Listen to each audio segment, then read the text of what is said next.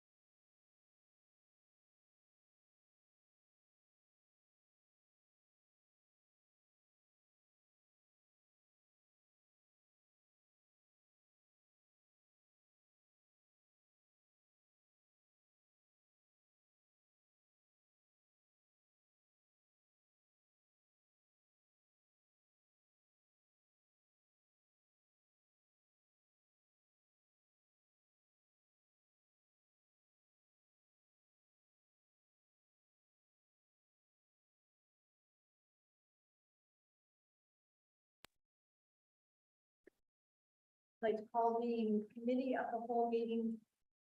Sorry, I'm done as well. I'd like to.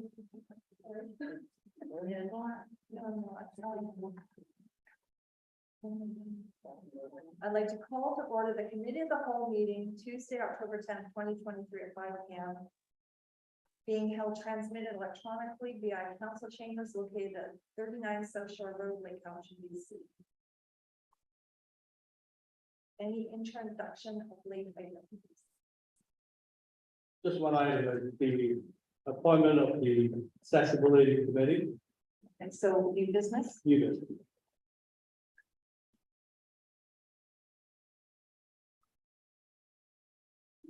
And before we start, Madam Chair, just acknowledging that we're gathering this evening on the traditional unceded territory of the Sidas people. With thanks for the stewardship of those lands for me. Thank you very much. Okay, could I have an approval of the agenda?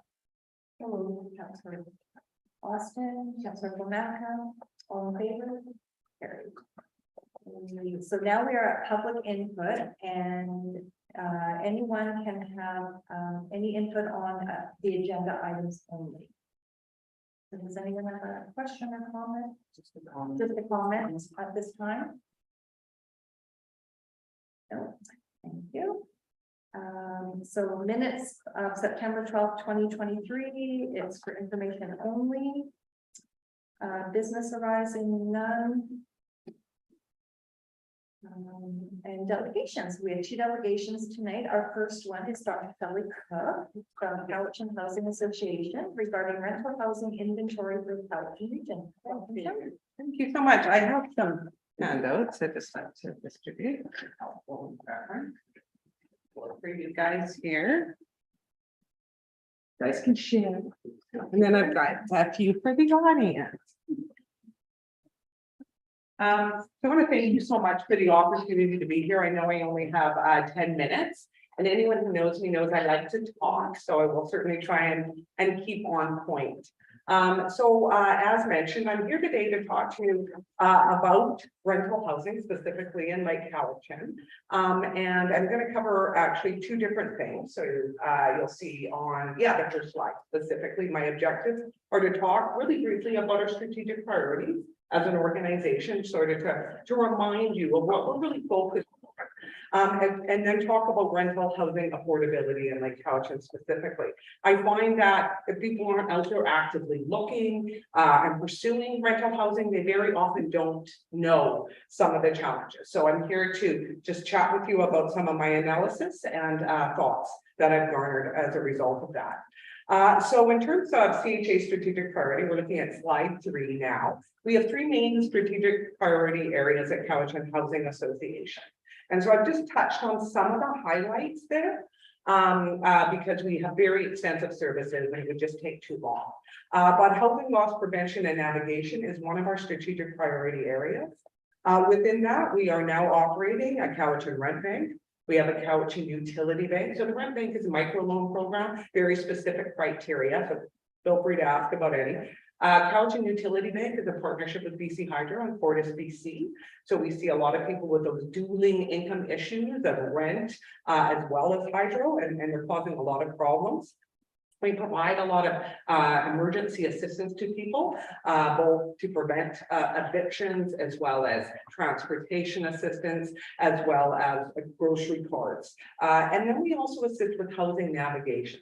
So we're helping people connect them with existing rental housing. Increasingly, it's online, it's done through social media, it's making it very difficult for people to access, especially elderly who aren't necessarily quite versed on some of those tools that people are now using. Our second strategic priority area is research, planning, and coordination. So under that, I've just highlighted a couple of important things, including coordinated access and data management pieces. Is all this integrated system of services that we're managing. And we do quite a lot of housing research, as well as convening and bringing people together. So some of the stuff that we're doing in terms of research is tracking of rental housing in the CBRD. So specifically, where is the available rental housing and cost related? We actually developed an inventory of rental housing, and what was really illuminating through that process is how difficult it was to get information on a lot of these buildings. You think, people would want to be promoting it, but because of the demand and because, and the thing that I find most troublesome is that they did not want to talk about cost. So for us to say, that this building has a rental range from this to this, they would not give us the cost. So what that tells us is that landlords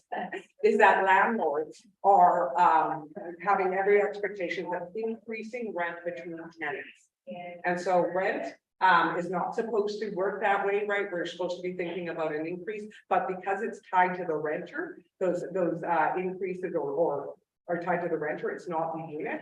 That's what I think the problem is, if that makes sense to people, right? They're not going to tell us if they can jack it up significantly before they rent it. And then we did a point in time count for Cowichan, again, across the region to give us a snapshot of homelessness as well. We also have a housing providers network, and we just engaged Cowichan Ending Homelessness Coalition Coordinator, who will be doing some of this really important community work to address these issues. Number 3 is affordable housing. And really, we're doing a range of things around that in terms of project development, funding, advocacy, capacity building. So we've got our upcoming housing forum on November 3rd. Please do your best to attend. We encourage everyone. This is really an opportunity to bring the right people together to spur some additional housing development. We're also the administering the regional housing service or the housing trust fund through this process as well. We're working on a capital project with Cowichan Tribe, so we're looking at properties earlier today. And we're looking at the rental capital contribution fund and how we can position ourselves as an organization. So I'm actually working with the CBRD around that piece specifically. So we're looking at slide 4 now. So thank you so much for that. I want to talk about specifically affordability in Lake Cowichan. So there's multiple definitions of affordable housing. So the common definition is that what's affordable for somebody would be 30% of their median household income. So what we commonly will do is look at the median household income for a particular area and then look at 30% and they would say, oh, well, that's affordable. What we've learned based on that is we're missing 2 or 3 income groups when we do it that way. So this is why this conversation is so important. So a group at UBC came up with a different way of working with things. And so I've applied that methodology to to the information we got through this census data. And that's what I've brought to you today. So essentially, they use what they call core housing need, and that's tracked through our census data that we gather every 5 years, right? And so essentially, a person who's in core housing need is when their dwelling is considered unsuitable, so it's overcrowded. when it's inadequate because of poor state of repair or unaffordable because of cost. So it's not just simply based on cost, it's suitability and adequacy of housing as well. So essentially what the HART method, and that's what we're talking about, and it's really Housing Assessment Resource Tool is what HART stands for, is looking at a percentage of the area median household income to identify different income groups. So as opposed to saying, yeah, that 30% is going to work, what they do is based on the median household income, which for Lake Cowichan is $68,000, you'll see on the slide, is to a range of different, so very low, moderate, different incomes. And so then we can sort of see what the income ranges are and what then might be affordable based on that 30% metric. Okay, is that making sense? Yeah. So we flip over to slide 5. So here's sort of how they break it down, right? So instead of just looking at what they will often do in statistics is quintiles or percentiles and just say this percent of the people based on as sort of a median amount, they'll look at 5 different income categories. So we see very low income. Okay, so those are 20% or less of area median income. So this is generally equivalent to shelter allowance or welfare recipient. So about 375, right? And these types of approaches will really help us to develop really good targets that we can actually use to reduce chronic housing need and homelessness, right? Because again, if our targets are way off, they're completely not realistic. They're not going to be helpful in terms of addressing those issues. So low income essentially is that group. So we're looking at about 21 to 50% of the area median household income, generally equivalent to 1 full-time minimum wage job, right? So these are people who are incapable. So we know that they're incapable of paying for current prices. And we know that current developers in terms of market housing are not able to deliver housing for this population. So it would be somewhere around $750 or less per month. So they're getting completely locked out. And that's about 16% of the population. The moderate is the average home price is obviously substantially higher. So this is approximately about 20% of the Canadians. And so what we see here is that the very low and moderate are those populations that are completely locked out for the most part of home ownership. So then we see average income, which is 81 to 121% of the area median income, and then high income. So what I've actually done is I've gone and I've done the math and I put the numbers all together. So we can actually look at it in the table. So that's slide 6. So if we look at slide 6, what we see is these 5 different income categories. We see the percentages, percent of total households, right? And really what that range would look like. So then we sort of, based on our median household income, we look at what that range would be in terms of what they're making. And then using that 30%, I identified what would be affordable for them. Okay, still making sense to people? Yeah. Okay, thank you. Dr. Hill, can I just ask Yeah. you just to extend your time, just Oh, so we'd like to finish. Thank this. you. So, Thank yeah. Motion? Yeah, that's Sure. And Donegal, all in favor? Sure. Thank you so much. I appreciate that. I guess as fast as I can No, talk. it's good. And when we're talking about complex ideas, it's probably not the most helpful to race through it. So thank you. I do appreciate that. So essentially what that category on the right-hand side is saying what people within those income ranges in Lake Cowichan could afford. Okay, so that's all well and good until we take a look at what's out there. Okay, so that's what we then did is went, and this was specifically looking at through all the ads.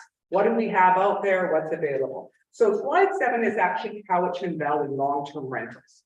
So it starts to give you a sense of what we've got for inventory across the Cowichan region. And again, these are not necessarily the large apartment buildings, but these are all the ones that you would find in Kijiji, Facebook, Craigslist, all those sorts of ones that people often turn to, right, outside of the large rental buildings.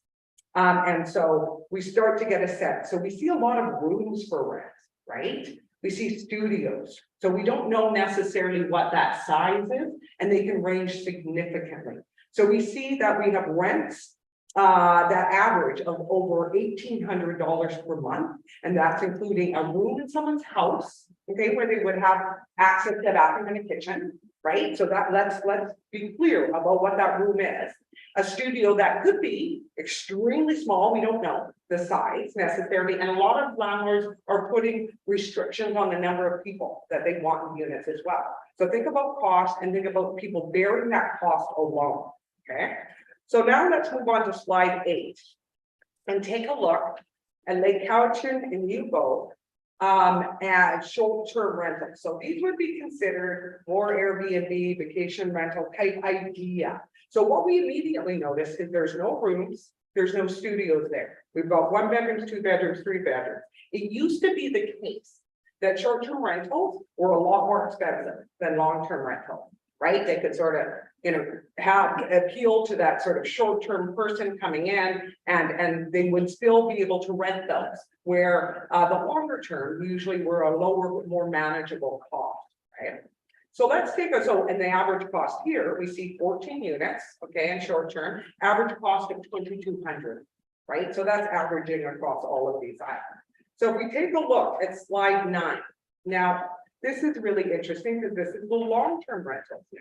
So we still see that there isn't any rooms. We'll see a lot of those in different areas across Cowichan Valley, where you'll see rooms and houses and different things. And that's actually a model that's being promoted. Then we start to see a couple studios, some 1 bedrooms. So if we're looking actually at a comparison between short and long-term rental, there's virtually a wash. They're essentially the same price, which was the first thing that surprised us. Right? So for example, 2 bedroom, long-term 2,200, short-term 2,265. So they're essentially the same price. And what we also see is we've got pretty much an equal number of short-term and long-term, 14 short-term, 13 long-term, okay? What else do we notice? Yeah, the long-term, yeah, is actually creeping up to be a little bit more costly than the short-term, okay? But they're all very close, right? Within the $5 of the Cowichan Valley average as well. So let's flip over to slide 10. And now we're doing a direct comparison between what I talked to you about in terms of the HART method and then the short-term rentals. If you start to take a look at what the incomes, and these are, if I can remind you, income ranges is what people can afford based on their income. And this is doing the math. Based on the census data, we see very little ability for anyone to afford. So even if we're looking at the high income, which is $2,040 plus a month, at the lower end of a high income earner, they would only be able to afford a 1 bedroom. So even with 2 incomes on a high end of the range, the low income earners would be hard pressed to afford a 1 bedroom. So we see a situation that not only says there is things have reached a crisis point, but it is an absolute acute crisis when there is such a mismatch between what people have for money and what is currently out there. And I think we all recognize that, and look, those rents aren't necessarily going down, they're only going up. And we're tracking a little bit of a you know, sort of could be like a 2% increase, 0.5% down, 3% up, 1% down, right? But there is constantly an incremental growth in the cost of rental housing. So then if we look at slide 11, okay, well, what about long term? Maybe that's just simply short term. Once again, right, because those costs are virtually the same, we see that there is very little ability to afford anything, even among the high income earners. So at the extreme end of the high income earner, they could afford a 3 bedroom. So we have a situation where there's a complete disconnect between what currently exists and people's ability to pay for it. And also a situation where operating an economy is going to be increasingly difficult as people won't be able to afford it. And so this is not necessarily different than other areas of the Cowichan Valley, but this just speaks to how it is impacting this region in particular. So just to summarize, crisis situation, multiple people are in housing that is too expensive. So we see that both in terms of home ownership and the rates they're paying, but also in terms of rental housing. We will see a potential increase in homelessness as a result. And I think there's a very strong likelihood among the lower income groups, that's exactly what we see. We see increased car dwelling, we see increased people living in campers, we see increased people living in other forms of housing that are not, we don't tend to consider appropriate forms of housing. We see people living in substandard living conditions. We see multiple people in small units trying to squeeze in to be able to afford. And we see people leaving area that they want to live in because they cannot afford it. So I come to you, hat in hand, just saying these things to highlight, again, a difficulty that I think people here know all too well. But just as we can advocate for anything for social housing, to higher levels of government, to invest in affordable housing, to put land aside wherever we can, we are getting to a point where if people are buffered from the reality of this experience, it will not be long because they will see it all around in terms of the homelessness and issues that are on the cusp of overwhelming our communities. All I have to say. Thank you. Questions? Member Gardner. Thank you very much. First of all, this is nothing new to our community boards surrounding areas. What we're seeing in Lake Cowichan and surrounding communities is the removal of long-term rentals into the short-term rental, which has taken away that availability and that affordability of that then for people to stay with them.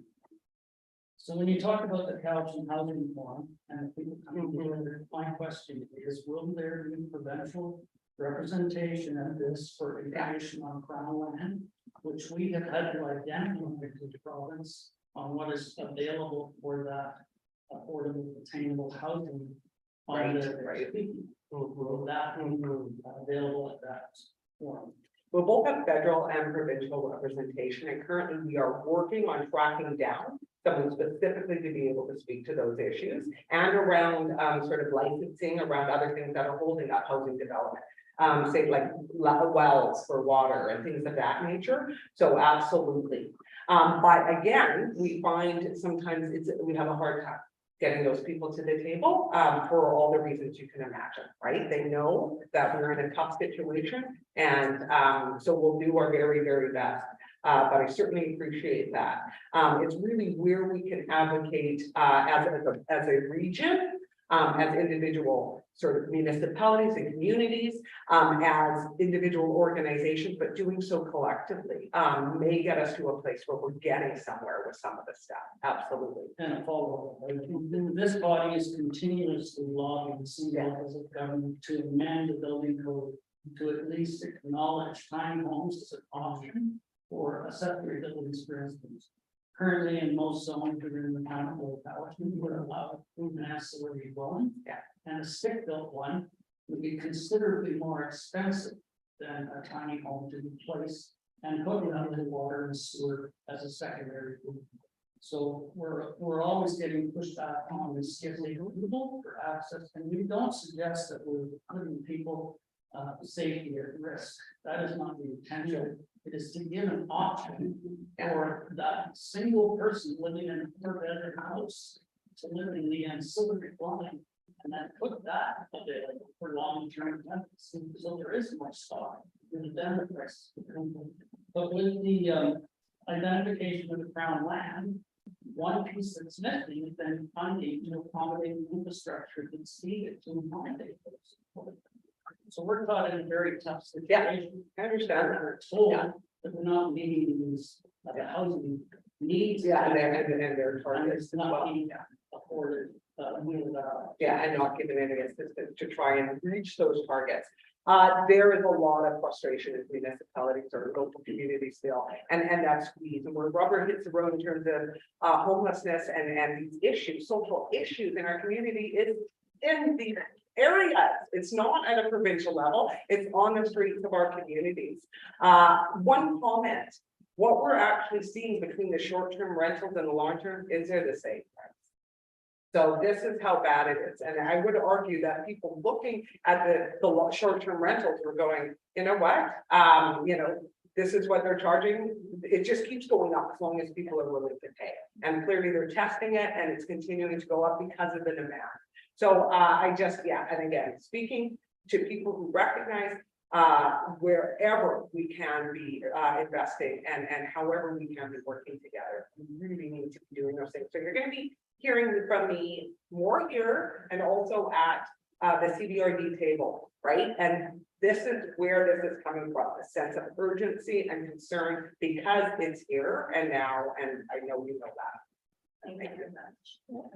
Any other questions, Councilor Bowman? Do, it's just one of the comments too. It'd be nice if you could stay tuned to hear the delegation that's out. I appreciate that. Yes, I would very much like to. I understand the issues there. I find personally a lot of things is I have a son who's got 2 rental units here in town. One of them is a 2-bedroom that he charges $675. 3-bedroom is $750. Because of the clawback when COVID hit, the government said no increases, increases. Yet his insurance is more than doubled, his property taxes and sewer, his water. That rent he makes doesn't even cover his mortgage payback, so he's going in the hole every month. So now what you're finding is that people are selling the houses, and as soon as they sell them, there's nothing to stop it from becoming a vacation rental. And nobody's gonna hook up their telephone, their hydro, internet and everything to this somewhere for 6 months. Unless they really need to get the family. So now what I'm watching is 0 vacancy just about for, like you said, a bachelor suite. As soon as you get into a family, there's no subsidized housing. So if you're 55 and over for seniors, you get 30% of your income, and we're building affordable senior, but we're building nothing for families. So where the government in the 70s put in This is where that's the missing middle that all these families have nowhere to go. And I have my father, 2 sons, 2 grandsons, 4 generations in one house because they have nowhere to go. They can't afford $2,000 a month and go to school. So it's the families that aren't being looked at. And the developers, they're coming in, but they're there to make money. And the government is saying, put aside the land, but where's the money? So, you know, a lady who lived next door to me, I ran into her at our community meeting last month, and her car is just full of stuff, and I'm going, what are you doing? And she said, I have nowhere to go, I'm living in my car. And you're thinking, this is sad. It's really, really sad that we're looking at all these vacation rentals, people with expensive homes on the waterfront. And we have people sleeping in their cars, sleeping out on the streets and wherever they can. Interesting conversations happening around those sorts of things.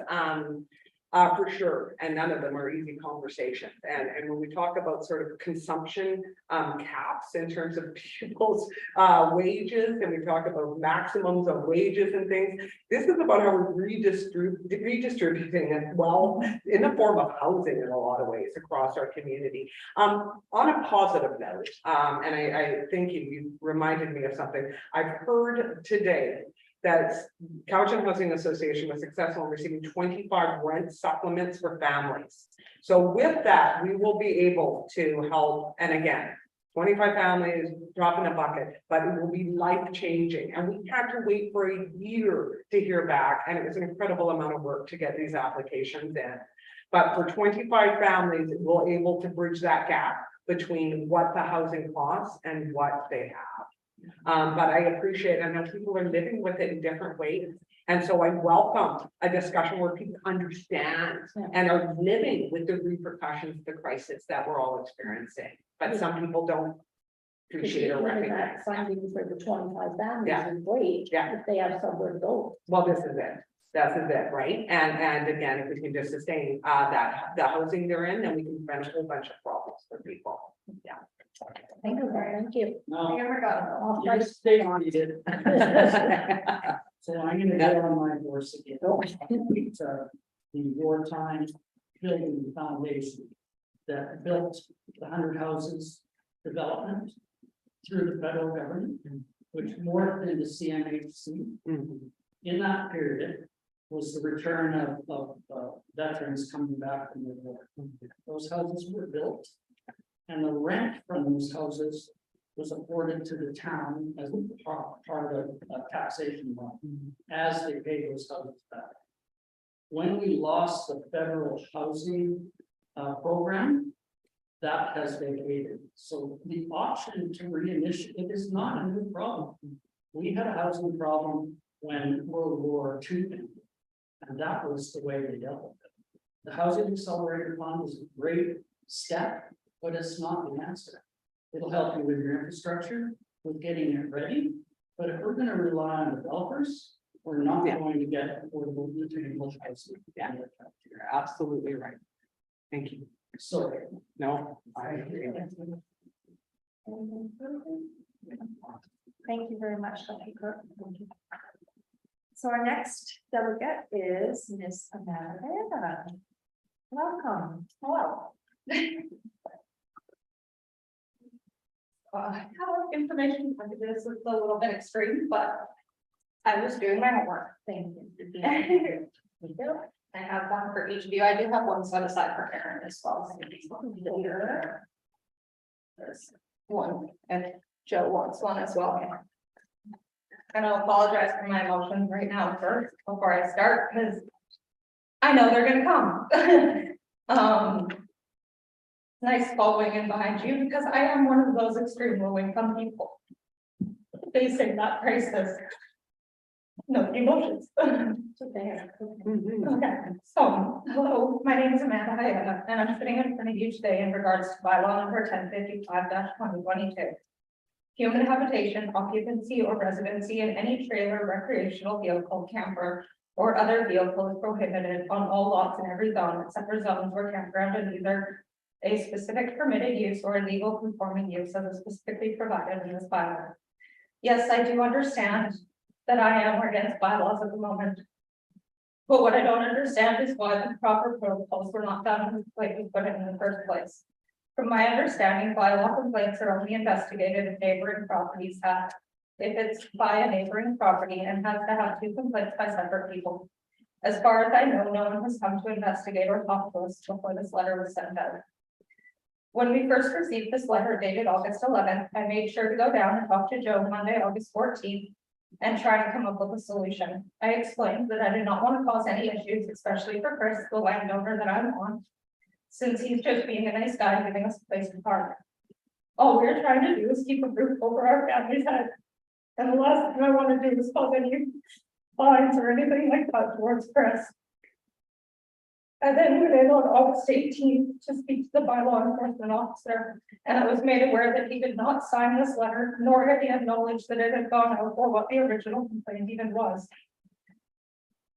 I then reached out to the building inspector, trying to see if there's any way or anywhere we could go in order to be in compliance with bylaws.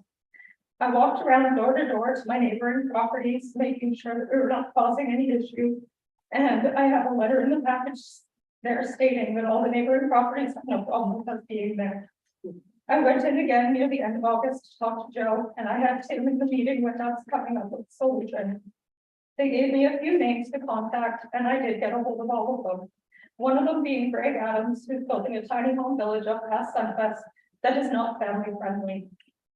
Joe then gave me till the end of September to come up with my solution. I went and sat down with Joe on October 2nd, the date and time he gave me, just to be told that I had come up with a solution and that this could be presented in court, which is the last thing that I need for Chris. And the only solution that he could give me was to speak to James, the consulting planner, and to speak in front of the town council as a whole, and that's why I'm here. We are in no way trying to break the rule, but we have been forced into this due to the very limited amount of family-friendly affordable housing. We've been checking Facebook for rentals every day and working very closely with 3 real estate agents, trying to come up with a place for me and my family to be ever since November 2022.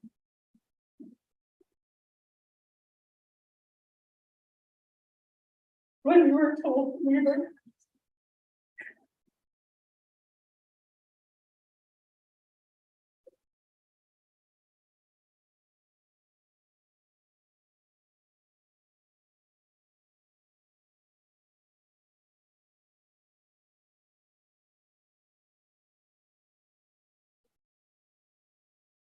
ever since November 2022, when we were told to leave our rental so that the landlord could deal with the mold issue that was never dealt with. We then moved down onto Don Fern's property just to have him turn our water and power off in the middle of February in freezing temperatures, forcing us to move in with my mom in Duncan in a 2-bedroom condo. 4 people living in 1 room is not suitable living, along with commuting back and forth for school and baseball for both our sons. After being denied by countless rentals due to the fact that we have children or that they wanted my husband's disability check signed right over to them, we started searching for other options. We did a lot of research before we ended up investing in our unit, which the Bank of Nova Scotia has insured for full-time living. We have been looking for a place to permanently place our unit, but unfortunately, everything around the area is either 55+, seasonal, or not child-friendly. I am born and raised here in Lake Cowichan. I have seen how much this town has changed in the past few years ever since vacation rentals were permitted in.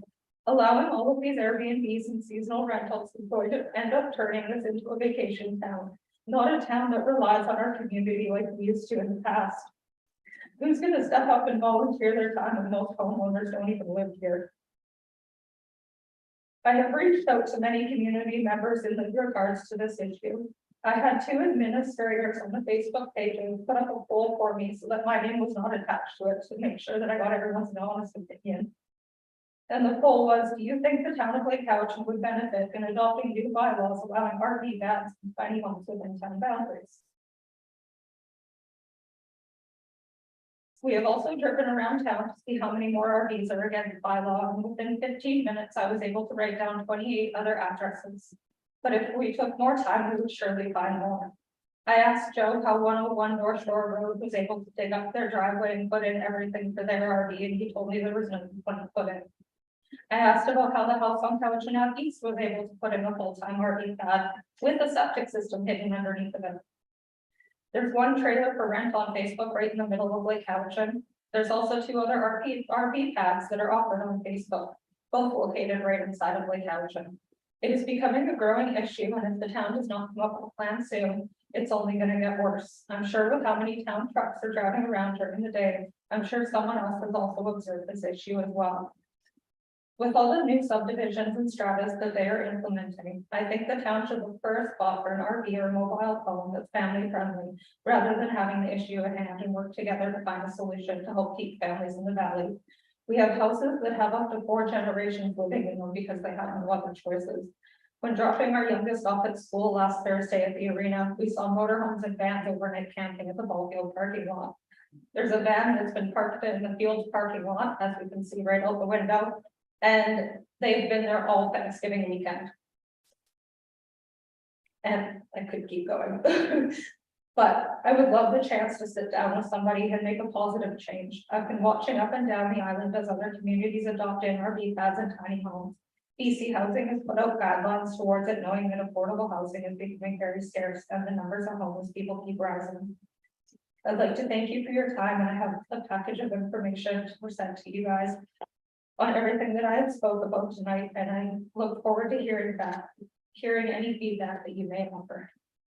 So before we continue, we could just take a 5-minute break to present to recompose. If we would have questions, and we can direct them after 5-minute break.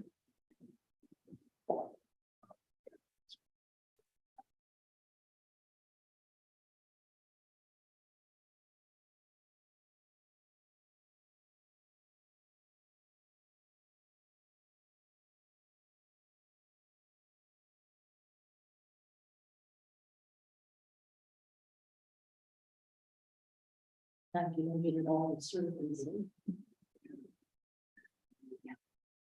Well, we know we didn't even touch on that issue. Everywhere. Are we live or are we? So I, We need it. We're live. so I.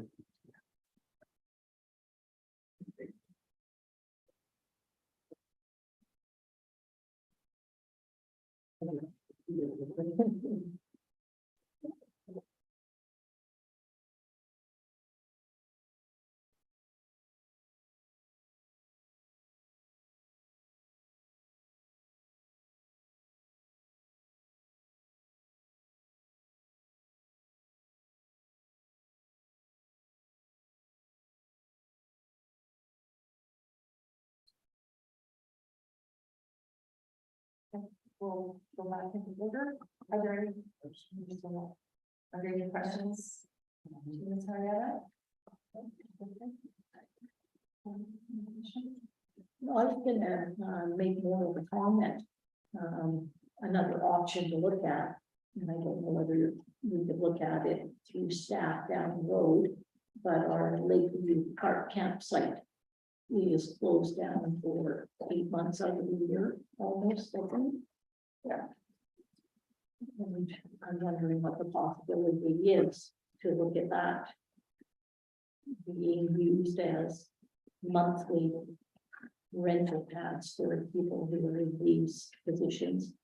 At least they know that they're hooked up to proper sewer, water, garbage. Just have to be staffed. Yeah, it's staffed and of course, you know, people who are paying, so they're gonna pay to use those pad rents during the off season. May eliminate a lot of what's going on because it's only gonna get worse. And even the, is it called Lakewood seniors? Elder care? Yeah, yeah, Well, we haven't built it yet. yeah, and that's 8 years in the making. Nine now, so any housing coming down the pipe is gonna be years before we would even turn the key. So I just want to know whether the town can look at some options with staff. I just have a question. How long have you been living at that location? We bought our unit in March and we ended up having to send it back to Parksville. I believe it was the month of April, and then we've been there since then. And one more question, so your water and sewer, then how does that work out there? So with my water, I did also, I guess I should have probably said that. I did on the back of my speech in there to write down all of the different things for that. So how we deal with our gray and our black water is we have a 50-gallon honey tank that we dispose of either at the sanding tank in between having the pump truck come in and do it. Our access to water, we use a garden hose to fill the holding tank that's in there. As necessary, we also do all of our laundry over at my parents' house and we conserve water while showering, so turning it off while we're soaping up and stuff like that, making sure. So we're using about an average of 90 gallons bi-weekly. And then garbage disposal, I usually once a week when I go and do my grocery shopping, I'll take it to my mom's house because she's got one of the big dumpsters and she can strata. And I'll dump it there, or if she comes to town, then she usually takes my garbage for me too as well, because we're very bear aware. That's the last thing we need is for having one of them coming to join us. And then I know that another thing too with it is fire and the chances of that as well. So with doing my research that I have done over the last couple of months, I actually also did reach out to the chief of the fire department here in town, asking if there was any way he could tell me if I was a fire risk or anything like that kind of thing. And he emailed me back telling me that right now there is absolutely no concern for him to come and do an inspection where our unit is located. Just through you, if I'm into staff, on the zoning within where the park model is placed. Can you just refresh our memory as to how that was brought forward in the zoning? What zone was implemented when the applicant came forward for the rezoning on that? I'm not sure. at this point. On River Road, when the applicant came forward with Oh, for the subdivision, subdivision, what was the uses? that was- residential use, So in, and that would be R3. R3. So there's allowable uses in R3, which do not accommodate parking. Is there any zone within the town of Lake Couch currently that allows parking? No,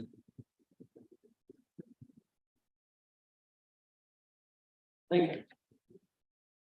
So as you know, we don't make decisions tonight, but this will be brought forward to a regular council meeting on October 24th. Okay, I'll say that. Thank you. And it's at 6 p.m. In the meantime, I would encourage you to attend, as we all will, the Action Housing Forum, November 3rd. Hopefully there is some senior levels that don't there. Okay, so November 3rd, November, that's out. Shelley has the information. Here, actually, I'll give you a card. So Amanda, if anybody at the table and Councilor Frisbee has any questions regarding your presentation package, then they can reach out to you. Yes, all of my contact information is also at the top of the back page of my search. Okay. Thank you very much. thank you very much. Thank you for your presentation.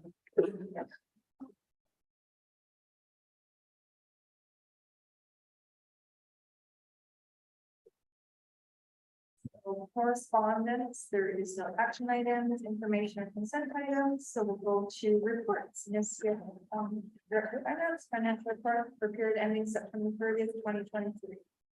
Thank you, Council Sanders. Statements are attached for review and input. We sold 5 properties for tax sale last month. All those property owners have been notified by registered mail. Lakeview Park and Visitor Center have been closed for the season. I've met with the manager at Lakeview Park and we discussed the rates for Lakeview for 2024. So those are the proposed increases to the rates for Lakeview. And if council wishes to go over them, we can do that now, or they come forward and in the fees and services bylaw, which will be coming to the subsequent meeting. I just have a question. So regarding the camping fees increase, do we not normally not look at that during budget discussions? No, Pardon me, it's prior to. is it? Any questions? Ms. Gill? If I may, through you, the 5 properties that did sell at the tax sale, can you give me the timing on what is available to the owner on timing of that sale? they were notified beforehand. There was 14 properties originally. So only 5 went into tax sale. 2 or 3 of those properties have been tax sale before, so but they have 1 year to redeem the properties from tax sale before anything else happens. Thank you very much for that clarification. So it's not instantly transferred to the new one or the new proposed. That's correct. I had a couple of questions. If anybody else does. So it says that we still have a balance of $1,200 in the grants and aid fund. I was an exposure. For the scholarship. Hasn't been paid out yet. Okay. One other question, public works capital equipment of 185,500. Was that like for something specific? Yes, we budgeted for specific pieces of equipment. Okay. And will that be done this year or? We're still negotiating the price for run-ups and lot, not sure. And one more question, if I may, Lakeview Washrooms, is that project going to be It's underway. completed? Pardon me? It's underway. It's underway now? Some other questions? Anything else? Next one is the Lake Couch and Building Inspector's report for September 2023.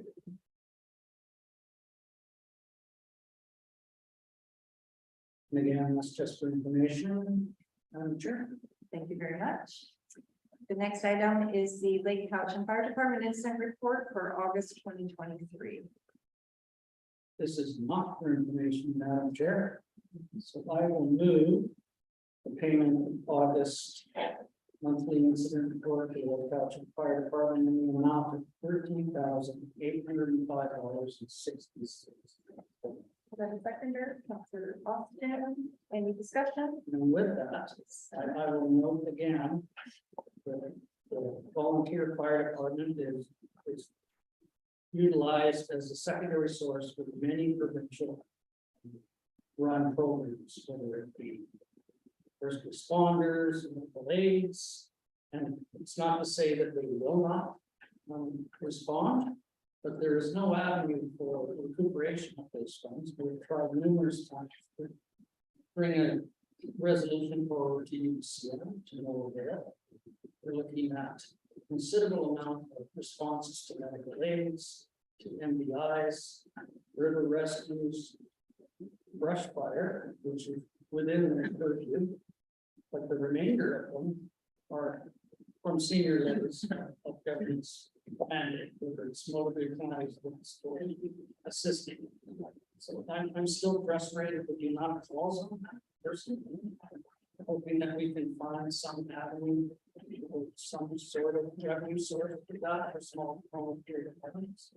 Our department is not identified as a first responder unit. I've heard that numerous times from the fire chief, but you will note that they've been responding to the unit. From that, I will stop. Thank you very much. Our next item is Cowichan Housing Association Forum, November 2023. Sorry, my apologies. Voted on. So all are favor? Opposed? Okay, carried. Our next item is Cowichan Housing Association Forum, November 3rd, 2023. I brought it up because I registered for this. Anybody else can go as well, obviously. It's an all day from 8:30 in the morning till 4:30. And it's at Cowichan Community Center Heritage Hall. So Which we a couple of we can approve. just a group, yeah, for the travel. So for those who want to, okay, so can I have a motion? For registration and travel. Second it, and for the discussion. I would encourage after the two delegations here tonight, that we make every effort to attend this to see if there is any answers coming down. If there is senior levels of in attendance, I'm sure we will answer some serious questions on how we can accomplish some sort of. All in favor? Carried. Hayden is our CAO, corporate response policy for emails and phone calls. Mr. Fernandez. Yeah, this was as a result of direction from council. I looked high and low for a similar policy elsewhere in BC, and they probably have this model policy there. So I just have to, come up with some language that fits the bill, and I vote. It's a good policy. Just the issue, I think the mayor had suggested 48 hours. But I think I kind of added a little clause at the endorsement standard clause, which basically says. Do it so. And if I may, the 48 hours was in jest because I know the capacity of our unit here, but what I would like to see, if possible, any response times as at least acknowledging receipt prior to submitting. So if an email comes in, thank you for your email, that's all you need to investigate that or something similar. Well, in fact, sometimes you get phone call. Yes, So, I mean, you've got a whole, you know, the long weekend. Then, kind of tough to get back to all of them. Quickly, especially today, is an example, when you come to work, and not only the phone calls, waiting to get public. Perhaps if we focus that on electronic inquiries, just. Yeah. You can have an automatic response that says we have received your email. If That you could- focus on that, and phone calls, I can understand have to be directed to the proper departments. So I can add that. Just line. something to that effect, electronic. Okay. Thank you. But with that, I do appreciate. Your work on policy. You need endorsement of that? Yeah. What was that change? I will. On the electronic? With With the amendment. Of the amendments and the response policy. Second. Councilor Mamco, any further discussion? All in favor? Carried.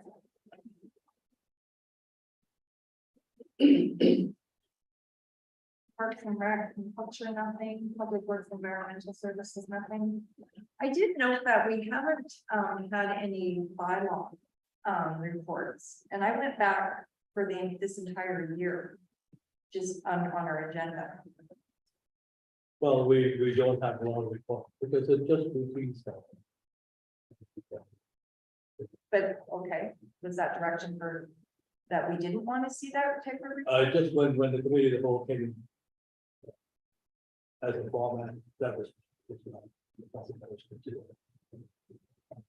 Because I personally would like to see whether it's at the table or in our box, not addresses, not anything, just a random number of. So we We see could that. do it, maybe the best way to deal with our water, rather than every month. Because it's, Yeah. you know, Yeah. So like the mayor. Yeah, like a major. Okay. Thank I you. only have to do it every 3 weeks. You should. All right, so new business, public open house, center of renovated municipal hall. Date to be determined.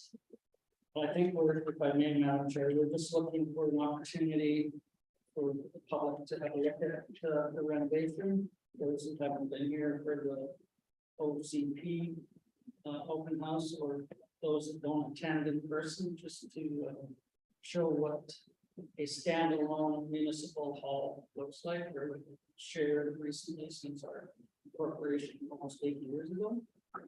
We're still ironing out a few bugs, so I'm not sure when that date could be related. If you'll leave it with myself and the CAO to work through those deficiencies that they're currently working on, then we can come up with a date and send an email accordingly. If that would accommodate at least an open house for.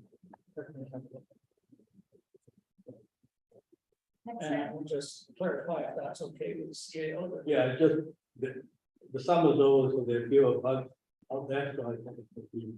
No, it's so We bad. won't let the ones get. Council Bowman? Yeah, I think we could do it in random round. And I'm wondering whether we can use that opportunity when we do have that open house to have our CBOS First Station partners. Welcome to the long of our area members. That's a great idea. Piggyback on that. Maybe we could have the functional player or celebration for that. Seems how we do it. Sure. So that's it. We'll discuss that. See what. The next one is 2024 to mark the town of Lake Cowichan's 80th year since our incorporation. Yeah, I brought this up originally, and I did talk to Mrs. Weaver today.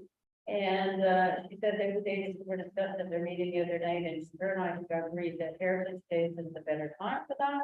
So we will have a small table of Heritage Days to celebrate. The 80th, I just wanted to managing that and having everybody's input on that. Some books out and things like that. Comment. Would it be good to incorporate this, just putting it out there, our open house for during Heritage in May? Is that too long of a wait? But just, I'm just putting it out there,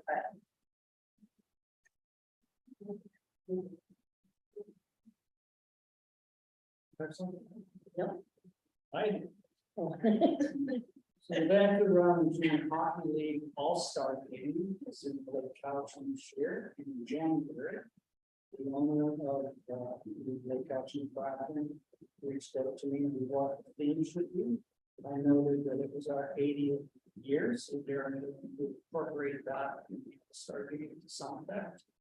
That was also looking at town colors were et cetera, just trying to implement something in the celebration of All-Star Game with the celebration of you with their vocabs. January of 2020. I know we're not officially until August, but it is in that. Okay.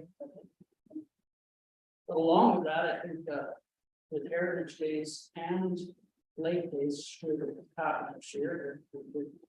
Utilize that as a year-long celebration, not to the same effect that we did for the large as a committee, et cetera, but just to be back in the Day Society committee, just to promote that. There was a question about whether or not we would need the state in there again, what this does happen, we could accommodate that. But we'll work through that as the bonus agenda comes forward. We could, in the crisis, yes. Sorry. And I think for the Lake Days theme, it's gonna be a thank you to first responders. Is what we talked about in the last week. You know, a big thank you to all Yeah. responders. That's why we felt the 80s would get in the way, so we're doing it here. Okay.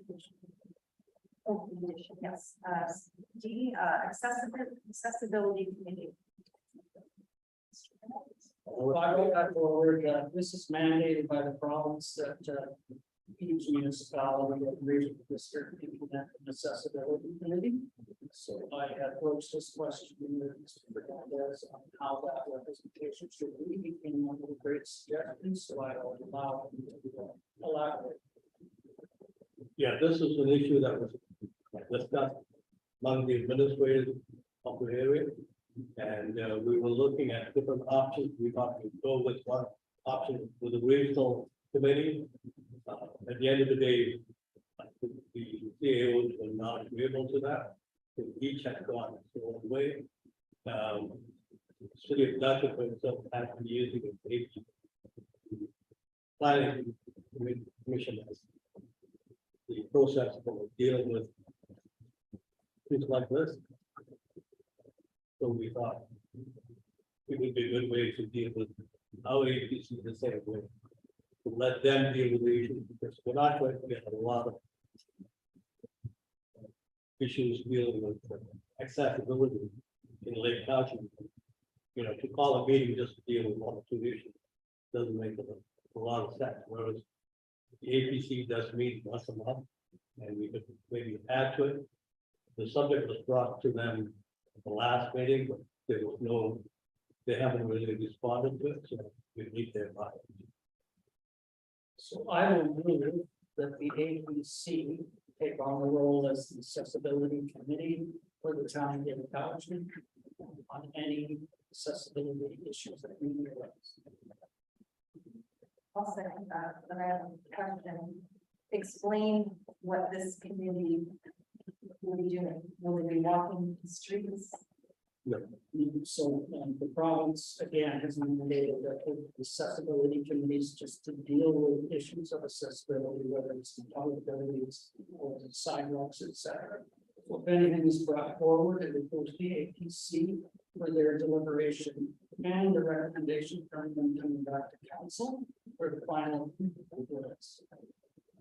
Other than that, it's just to make sure that we're inclusive for accessibility to all. And we look at the renovations, we have implemented that considerably with the wheelchair ramp or the accessibility.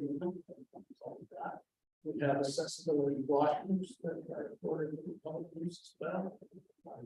Doors that are wide to open.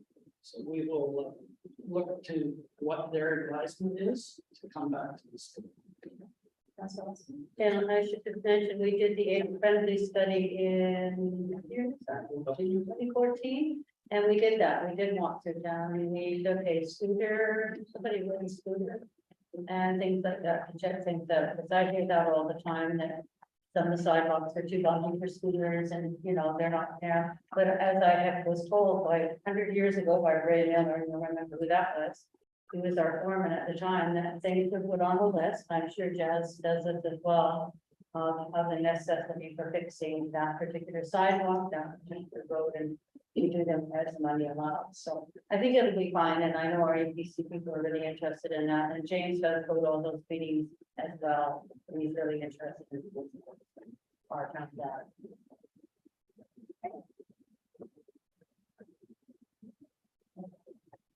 All those in favor? Opposed? So question, Those motions which I do have now, Chair, so here. I would like to put forward another motion at the next committee of the full meeting. We review the strategic plan with an update on where we are with that prior to the discussions. So at the next committee, the whole meeting, we have an update on the strategic plan and where we are on some of those items. also our last meeting, I asked for dates for to do a tour of our sites. So could we have dates for Get back. And once everyone's back together, we're missing a cast. You want to do it all on the same day? Or? I think we'll spread it out. We'll pick on one manager.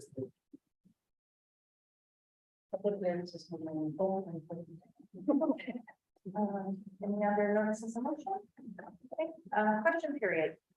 The question period is limited to items on the agenda. For offsite, please email general@lakecowichan.ca. And for in-person attendees, you have a maximum of 3 minutes per speaker. Any questions from the audience? Mr. Garrett? Bill Garrett, 220 Lake Park Road. Actually, I've got two questions. But I'm going to start with thank you to Councillor Gramacka for bringing up the issue of opening Lake Park or Lakeview Park. Winter is coming. My question here is, why would it not be a reasonable thing to do for staff and council to look at an emergency amendment to bylaws to allow for off-season use for self-contained units within Lakeview Park? Rents could be adjusted to cover the costs. And it would solve a problem for a great many people that are in a serious situation. The second question I have deals with a little bit more of a long-term situation. And it goes to whether or not it would be feasible for staff and council to review the possibilities of trying to identify someone that might have a park model unit, destination trailer type of unit, who has the ability and the willingness to take over year-round management of the Lakeview Park, living on site, providing security, preventing vandalism of the washrooms, providing security on the gate, and just keeping general control of the campsite year-round. Thank you. Thank you for the questions / comments. That was very good. But we do appreciate your input and some great suggestions there. We will certainly take those comments / questions. That's trying to resolve some of the housing issues, not only the one that the delegation presented, but many others through not only like housing, but surrounding areas.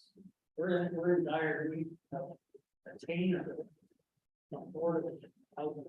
On the presentation, when we saw what the 30% income was, even the high end income earners could not afford it. So where do we go from there? It's a matter of not encouraging developers to build. But working with senior levels of government, when we have been asked to identify brown land that could accommodate that. That may be a portion that could be brought forward in a park model, tiny home village as a template of what could work in there. The problem is the infrastructure requirements and the need for that to accommodate those places. But I appreciate that. Any emails, Mr. Fernandez? No. Nothing, okay. A motion to adjourn. So moved. Austin, Councilmember Malcolm, all in favor, carried.